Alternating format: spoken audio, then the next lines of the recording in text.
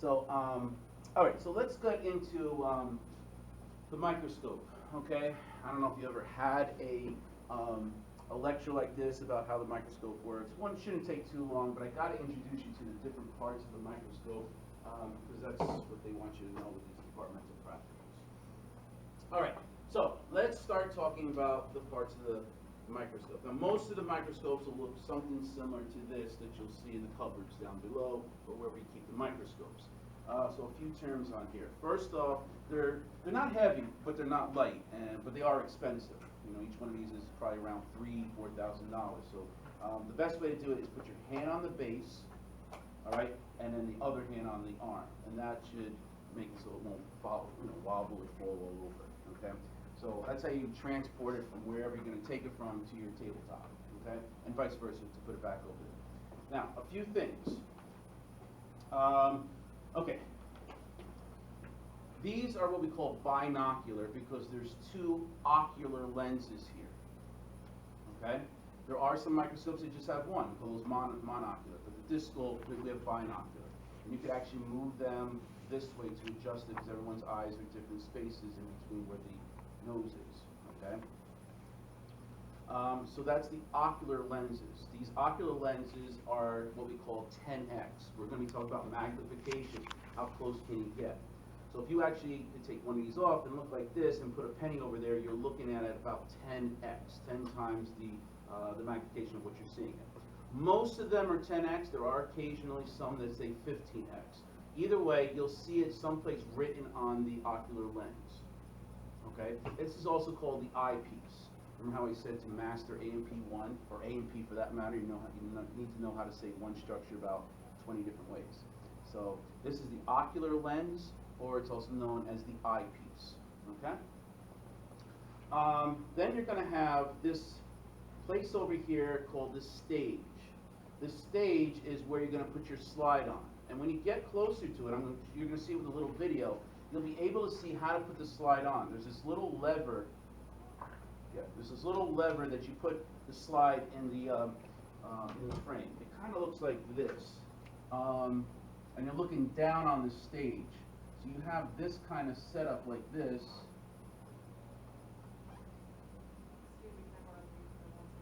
Yeah. I don't use Scantron, so I would get them. They're in her office. I know she has like some, but I can't get into her office. Okay. The other place to get it is adjunct offices, but it's Friday, so I don't think you can actually get there. So it is what it is. That's right. Exactly. All right, good luck. Okay, so what's going to happen here is this is what you're looking at. You're looking at this whole stage that's over here, but there's going to be this what you call it, like a frame that your slide will go on. The slide is actually about this big. I'm exaggerating, but it's that big. And there's this little piece, there's this little lever over here where you could slide this back. It's spring-loaded, and this actually moves a little bit, and then you could actually put this part, it's not really drawn to scale, but you can put this part over here, and then this part will go like this. That makes sense? So it'll hold it in there, okay? So that when you move the slide or the stage up and down, left and right, this is actually positioned so it won't move around.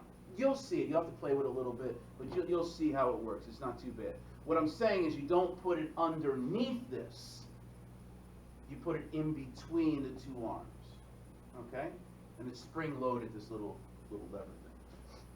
All right. So that's the stage over here, and you'll see that mechanism that's happening on here. Okay. Okay. You also have this. It's called a turret or a nose piece, and you can see there's a bunch of different lenses, long lenses that are on there. You usually have 4. Okay. These lenses are called objective lenses, and they have different magnifications on each one. Okay. They're colored, and they're universally colored too. So what it is, the objective lenses are going to be 4x, 10x, no, yeah, 40x and 100x. Okay? This usually is red, yellow, right? Yellow, blue, this is usually white. Okay? But the numbers will be on those objective lenses. The 4x will be very short, the 100x is the longest. Okay? How you figure out what the magnification is of whatever you're looking at, you're going to do a multiplication. I guess that's what you need in order to come into A&P1, is to know how to multiply. And it's pretty easy. Usually the eyepiece, as I said, is about 10x, so you just multiply it. If you're using that eyepiece and you're using the red, therefore, you're now going to be at, whatever you're looking at is going to be 40x.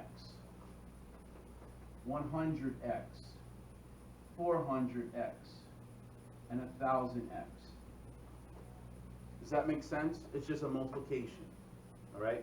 So on your papers, if you're going to draw pictures, if that's how you choose to do this, the ones in red, that's what you would put on there. Everything that you're going to look at in your lab books, everything that I'm going to put in for your PowerPoints and stuff will be the red stuff. How I got that, it was because of the multiplication. We just assume you do the multiplication. Don't worry about that. You'll have to do it for, let's say, the practical exam if that's a question on there. But what we're going to be utilizing is what's in red, okay? And that's pretty important because we all know that if you look at something at 40x and look at something at 1000x, they could be two different things, but they look alike.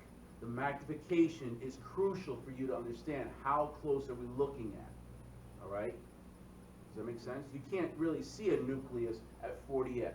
You can see it at 400 or 1000x, okay? Okay, a couple other things on here. There's two knobs here, or dials. There's a big dial, and there's a small dial that's within it. You'll see that. Big dial's here, small dial's here, okay? Like this, all right? Big dial, small dial. Okay? The big dial is the coarse tuning. Okay, you're going to do the coarse tuning. Now, what's that going to do is watch the stage over here. When I move the coarse, you should be able to see it move up and down, quite drastically. Okay? And then when I move the smaller one, what we call the fine tuning, you don't see it really move up because it's very fine. Okay, it is going up and down, but it's very minute. The idea about focusing is that you're going to put whatever you want in, that you want to focus, put in the center of your, what we call field of view. Whatever you can see when looking into those eyepieces, that area that we can see is a field of view. There's going to be stuff you can't see that's not in your field of view. You've got to move the slide so that you can actually get it into your field of view.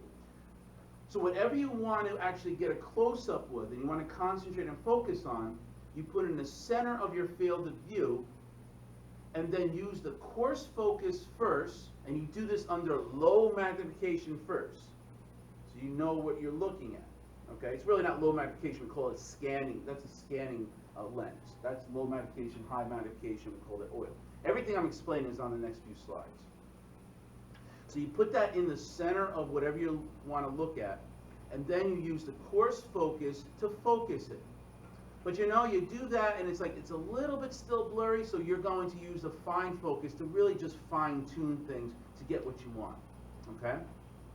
Once you get that in focus and you want to get closer and it's in the center of what you're seeing, then you move the objective lens to the next one, if you choose to do so. You might just say, you know, I just need to look at it like this. And certain things you can. But if you want to get it all the way up to 1000, you go from the lower magnification gradually higher. When you get to this next one over here, what's nice about these microscopes, they're what we call parfocal. Parfocal. Yep, it'll be up there. Oh. Parfocal means that it stays in focus every time you get closer. It's a beautiful thing compared to the 1950s. all right? It stays in focus, it's called parfocal. However, P-A-R-F-O-C-A-L. The only thing is that as it gets closer, the parfocal is not perfect. You won't have to touch the coarse focus, you may have to touch the fine focus, okay?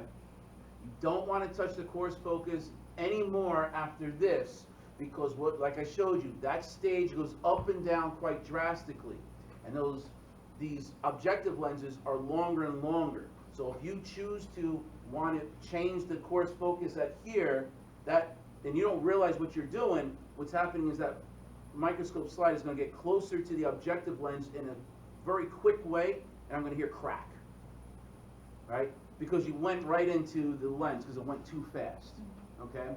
So that's what's happening with that. Now, yeah, well, if it happens, and I'm not going to make a big thing if it happens. I'm going to make a big thing about it if it's your fourth one in 10 minutes. Look, I almost did it one time. Yeah. No, it's fine. I went too close and almost like. Yeah. No, it's totally fine. I'm not expecting you guys to be doing research and stuff and using this all the time. I've used microscopes virtually all my life, but I just, if it breaks, it breaks. I'm not going to make a big thing. It's just 4 in 10 minutes. Something's going on here. Okay. That's bad. All right, now the light. Okay, the light. This is where it's going to be. I can't really teach this. I don't know how someone could actually teach this, because it's just going to be trial and error, and because it depends on the slides that you're looking at. As you get closer and closer, the light is going to get darker and darker. And it depends on the stain of it, if it's a dark stain, a light stain, all right? So I can't really teach you how to do that, because every slide is going to be totally different. You're going to go through 35 slides and maybe 3 days to do this or a week to do this. It's going to take some time, and you're just going to be able to work faster with it, okay? But what I can teach you is that there's 3 ways that we can actually change the light, and you just have to do trial and error and see, well, that's not working. I'm doing all the way this way, all the way that way, but Dr. Gamano said I could use this too, so let me try that and this. You know what I'm saying? For me, and I wouldn't say I'm an expert, for someone who uses microscopes, what I'm going to explain to you will take longer than what I would actually do. It probably will, if I had to do this with a microscope to change the lighting and stuff, probably take me about 2 to 3 seconds. Okay? But you need to know what each one does, and like I said, these words over here and the usage can appear on the practical exam. That's why I'm doing this. So this is what's happening. Here is the stage. You're looking at the side view, okay? And there's a little hole in there, so the light can come in. Okay? Up here, you're going to have your objective lens.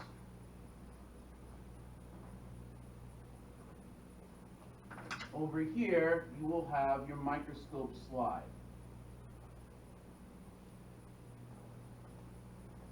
And your specimen is here, whatever you're looking at. Okay? So far, so good? Okay. Now, the microscope's different. This does the... Okay. So we have the light source over here.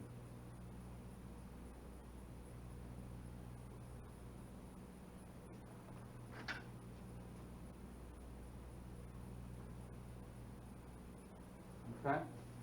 And we can adjust the light source. For these microscopes, the on-off switch for the light source is back here where the plug is. It's different for some other microscopes. Okay? The light source over here is this red knob for this particular microscope. This will actually make it brighter or dimmer. Okay? And we could adjust that if we wanted to. That's one thing we can adjust. Then we have something called the condenser.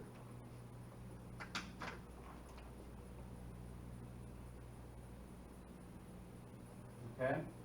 The condenser, let me make this a little smaller. The condenser's here. And what the condenser is going to do is that the rays that are coming in, they come on different angles.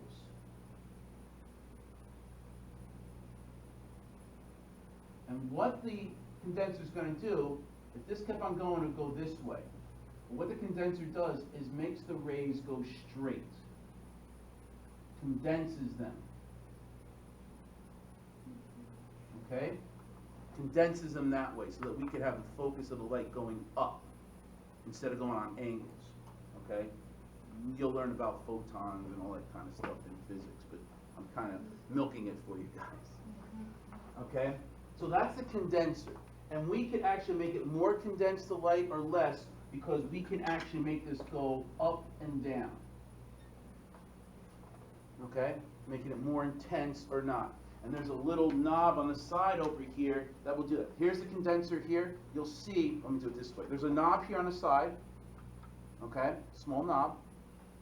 If I'm turning that, I'm going to show you this way. You can see that condenser going up and down. See it? Okay? So that's another way we could change the intensity of the light. Then we also have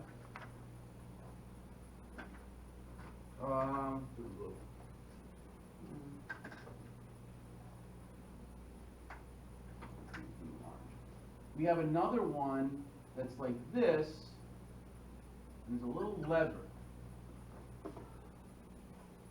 This is what we call the diaphragm or the iris, and there's a little hole over here.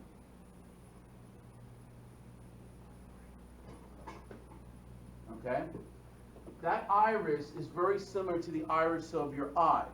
So if I'm looking down on it, it's going to be round like this with a lever. And there's a hole there. When I move the lever a certain way like this gets bigger.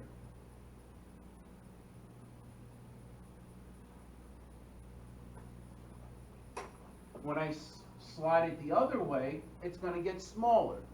It's the iris of your eye going like this.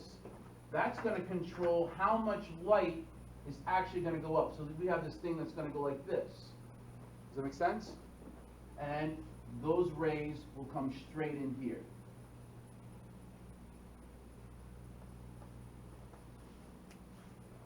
And when you have that lever, you'll feel it around here. Yeah, here.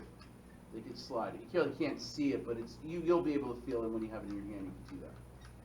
And that's called the diaphragm or the iris. Okay? So those are the different ways we could do that. Okay? So we have the light source.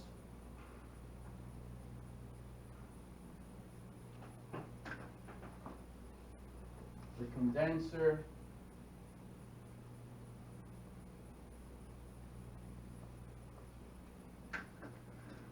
And the iris or diaphragm. And you just have to, that's why I said I can't really teach it. I can show you the different ways. You just have to do trial and error. Every slide's going to be different.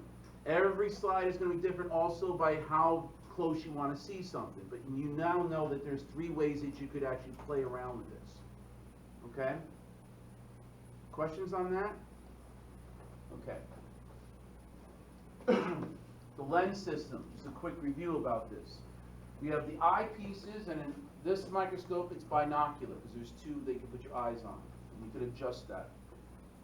The magnification is usually either 10x or 15x. Most of these are 10x. The nose piece is that turret that's going to have all those objective lenses on there. Okay? And the objective lenses is, like I said, 4x is going to be the scanning lens. The low power is going to be the 10x. And the high dry lens is going to be 40x. We have another one that's going to be 100x, and it's going to need a special reagent to actually utilize, oil. And I'll talk about that in a moment. So the magnification is you just multiply the eyepiece or the ocular lens and the objective lens that you're utilizing. Pretty easy. Oh, yeah, Okay, that's pretty easy. And then like I told you about the coarse adjustment and the fine adjustment. Do the coarse first and then the fine. Yep, you just multiply. Yeah, I remember that. Okay? So the order that you're going to do this with, and this is, like I said, it takes longer to explain than for you to actually do, but you adjust your eyepiece first, the ocular lens first, for your particular eyes. Then you're going to raise the condenser to stage, adjust the condenser and the diaphragm to the amount of light that you want it to come in. You're going to go from low magnification to high magnification. Always that way. Never start at 100 power. You don't know what the heck you're looking at. So always go from a low to a high. In fact, a lot of times, take the microscope right off the trays and stuff before you put on your take the microscope slide off the trays, even before you put on the microscope. Shine it to the light. At least you have an idea of what the shape is that you're looking at, the whole, with your naked eye. And then you can put it down, you have an idea. Use the coarse, then the fine adjustments, and focus perfectly first, and center your item in your field of view. This is all going to be what I call parfocal, so that it will stay in focus every time you change that objective lens. The only thing you might have to do is change the lighting, of course, by these three mechanisms, and or the fine tuning. But you shouldn't have to touch the coarse focus at all. You do this kind of stuff, and you will prevent the slide from cracking. Okay? Again, if it cracks, I understand you don't work with these all the time, but 4 or 10 minutes, I'm going to hear crack, crack, crack. Just let me know. Don't be shy about it, because you're probably doing something wrong and I want to help you. Okay? Okay. Now I got to talk about resolution. You can't magnify something unlimited. You can't go up and up and keep on looking at something closer and closer and closer.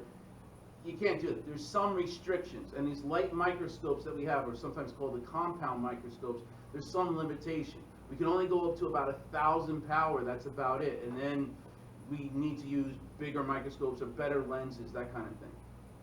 So there's some limit. All right. It's when we lose what we call resolution. It gets blurry when two things that we're looking at are too close apart and they kind of overlap with each other when we're looking at with the lenses. So what we can do is dependent on what we call the wavelength of the light and the numerical aperture of light also, or the lens also. Okay? Don't worry about those. I won't ask you, but for people who are into physics and in photography, that's where that comes in. All right? So what it is that the aperture is that we use our compound microscope. These are pretty good to see two objects as close as what we call 0.2 micrometers, which is pretty damn close, okay? But it's not really close when we want to look at, let's say, inside the cell and look at all the organelles there, because they're even closer than that, you just can't see them, okay? That's where you're going to need better microscopes, electron microscopes. They cost like $500,000 or so, all right? They're not going to be, unless you want your laboratory fees to go up, we're going to keep it, and we're happy with these compound microscopes for what we need to do, okay? But we have something called a refractive index, the bending of light. Now this I know you do see. In a hot day like today, you probably want to go into your pool.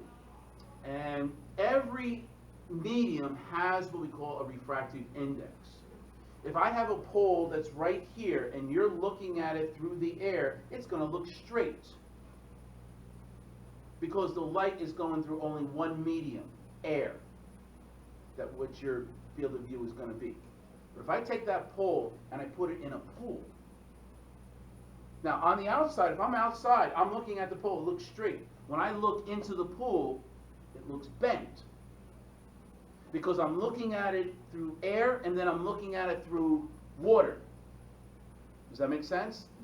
The way the light goes, it bends if it's going through another medium. And when it bends, it obscures what you're looking at and creates blurriness.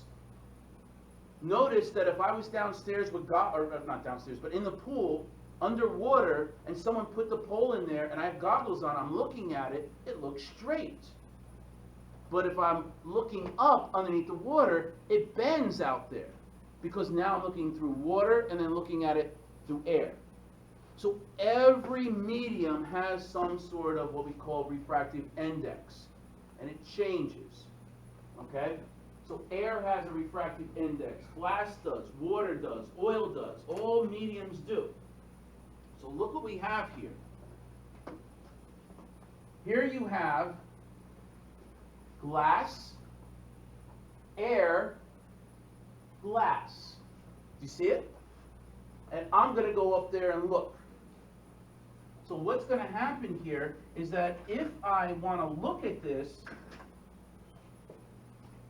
the light goes through the glass, but then it bends.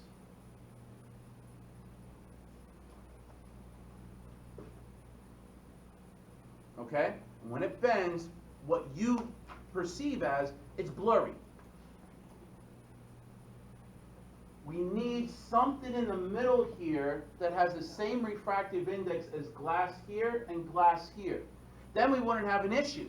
I mean, we could put a block of glass there, but that's not going to be very good if we're going to make that objective lens going up and down. You know, seriously, here things crack. So we have something else that the people, I guess in the I'm guessing 1940s or so, 40s, 50s, they actually found something and created something that's liquid and has the same refractive index as glass.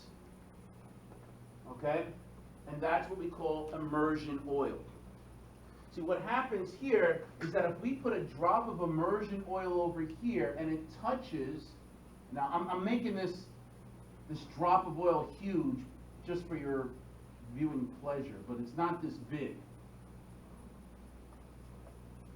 And what happens here is that this bending the light isn't going to happen. It's going to go straight up.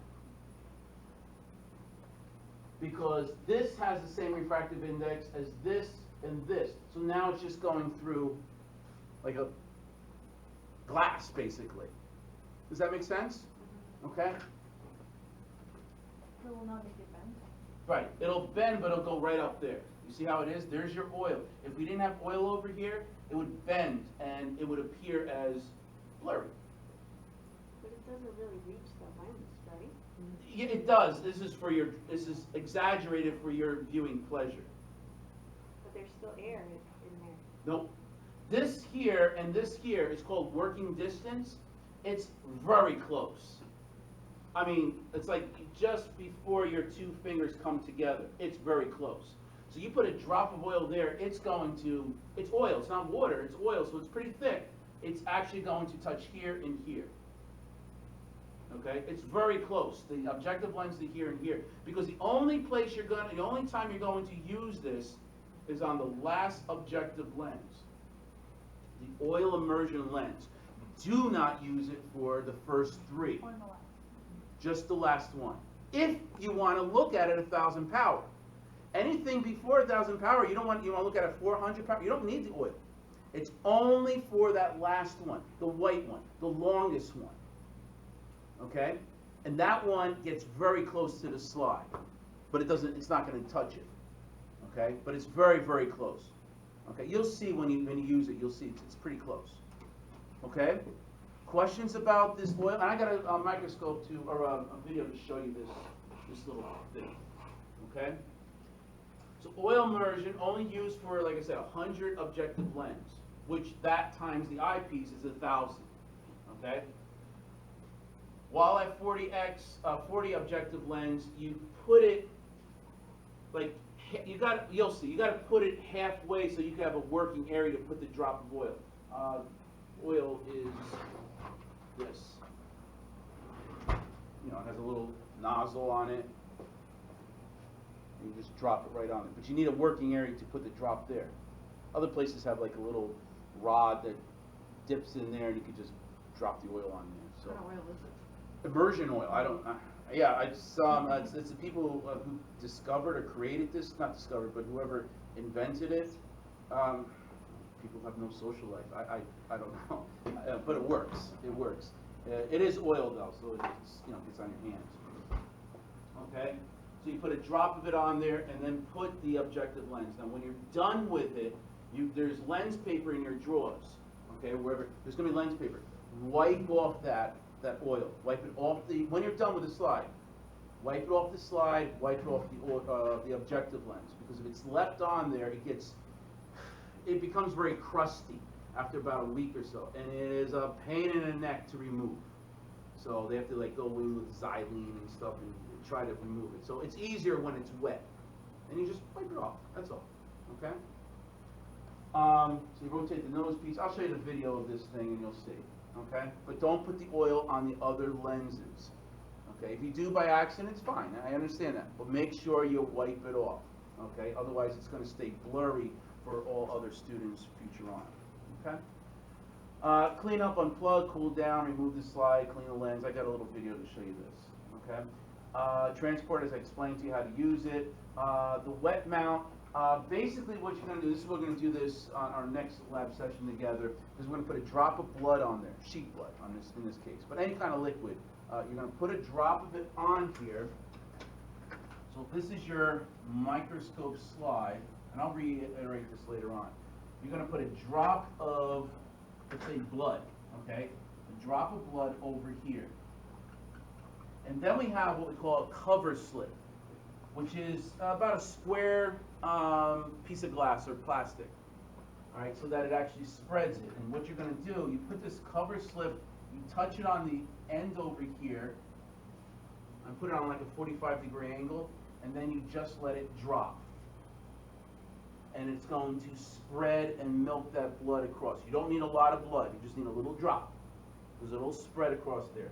So what you're going to look at is, if this is your slide looking down on it, your cover slip goes on top of here, like that, and now the blood is just very thin smeared across here.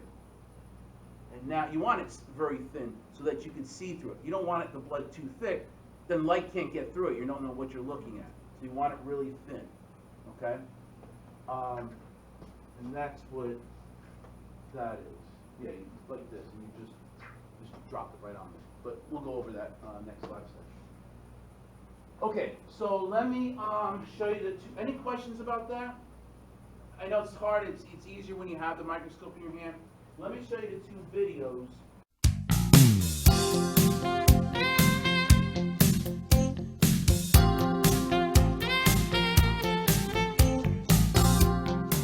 Here in the science labs, each of you should find a microscope either in the cabinet at your workstations, or they may be located in the cabinets at the front or sides of the room. Locate the microscopes in your laboratory and follow these instructions carefully. Always grasp the microscope by the curved area called the arm with one hand, and be sure the second hand is under the bottom or base. That is the proper way to move and transport the microscope. Position your scope in front of your chair and be sure the arm faces away from you. Unwrap the power cord on the back and plug it into a power receptacle near you.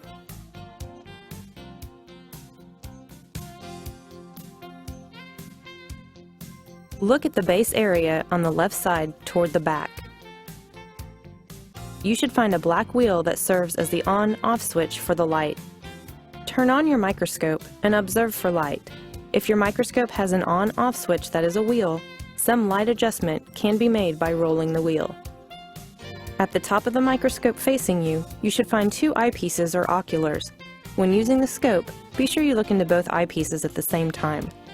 By manually adjusting the black plate beneath the eyepieces, you can change the space between the eyepieces to fit you more comfortably. Finally, so that dust and debris will not be observed, you may wish to clean the oculars with lens paper. Please be aware that lens paper is the only material that can be used to clean any of the glass associated with the microscopes. Do not use Kleenex or paper toweling, as they will scratch the glass surfaces.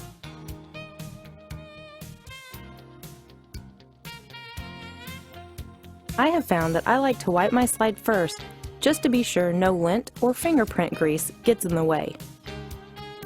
To make a wet mount, a drop of water or other specified liquid is placed in the center of the slide.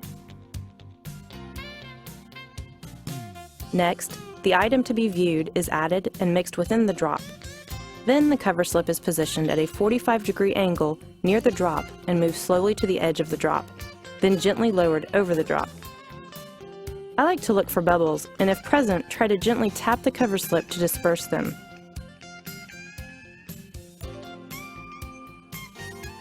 Once you have made a fresh slide, you will want to examine it as soon as possible. Find the stage of your microscope. Be sure it is as far down as possible and use the coarse adjustment knob to lower it if necessary.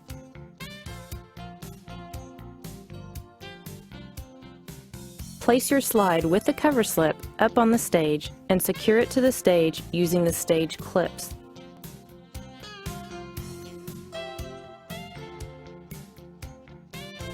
Once secured, the slide can be moved left, right, forward, or backward by use of the slide moving knobs attached below the stage on the right side. Now, look just above the stage and observe a rounded piece called the revolving nose piece, which is holding 4 cylinders of various lengths. These cylinders are objective lenses and each has a different magnification capacity. The shortest one, marked with a red line, is called the scanning lens, and it has a magnification of 4 times. On your microscope, turn the nose piece clockwise until you have the scanning lens over your specimen. On the side of the arm toward the base, you will find 2 knobs. The outermost one is called the fine adjustment knob, and the one immediately beside it is the coarse adjustment knob. While observing from the side of the microscope, slowly turn the coarse adjustment knob to move slide and objective closer together.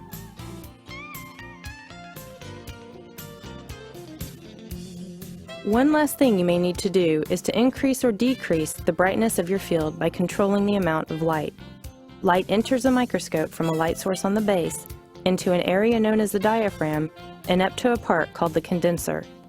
On the diaphragm is a lever that can be moved left to right, which helps increase or decrease light. It works much like the pupil area of your own eye. In addition, a condenser adjustment knob on the left side can move the condenser up and down. The end of the lab is a critical time for microscope care. How you put up your microscope is extremely important. Listen carefully. Your instructor may add personal comments. But let's start now. Turn the nose piece so the scanning lens is in place.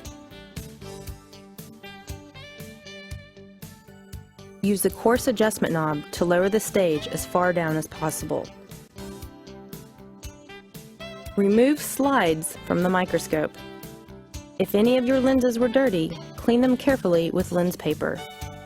Check the stage and clean up any debris that might be on it. Move the stage area so the black mechanical slide bar is flush with the right side of the stage. Be sure the stage is flush at the front. Be sure the iris diaphragm is completely open by turning the lever to the left. Use the condenser knob to be sure the condenser is all the way up. Turn off the light, unplug the scope, and wrap the cord around the clips on the back side of the arm.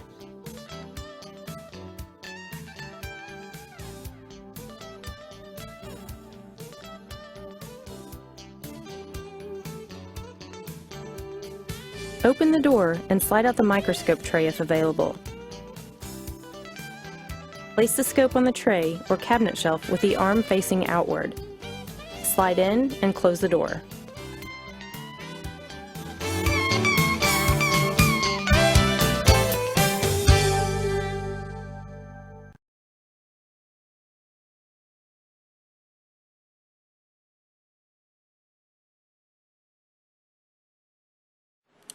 To focus your slide, you'll place it on the stage of your microscope.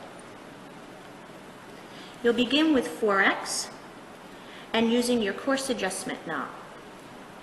Raise the stage of the scope up as far up as possible using your coarse adjustment knob. Look through the ocular lenses and turn the coarse adjustment knob till the die you see is clear. Then you'll proceed to 10x objective. You'll use your fine adjustment knob to again focus until the die you see is clear and not blurry. Then you'll move on to 40x. What you should notice with each progressive objective, the space between the slide and the objective has decreased. That space is known as working distance. Under 40x, you'll use your fine adjustment to focus until your image is clear. We currently have our slide focused with a total magnification of 400 times at the 40x objective. To focus under 100x, the oil immersion objective, you'll need to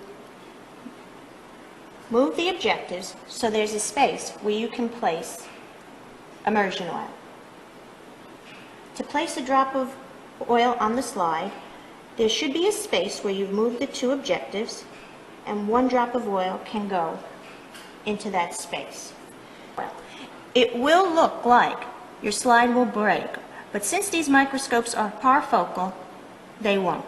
The function of oil is to decrease the refraction of light and generate a clear image when you focus using your fine adjustment knob.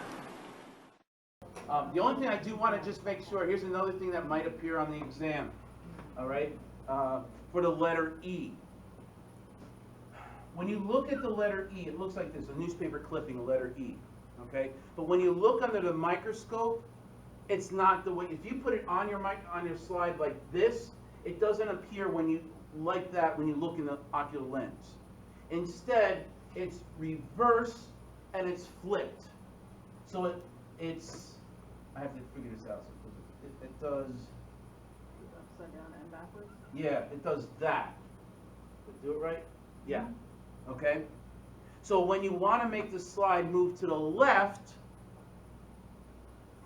what you're looking at, it's going to the right. If you wanted to make it go up, you got to make it go down. It does the opposite. It does the opposite. Yeah, does that make sense? All right, hint, hint, make sure you understand that for the test. Okay? It goes up. Okay, so that's why I wanted to just make sure with that.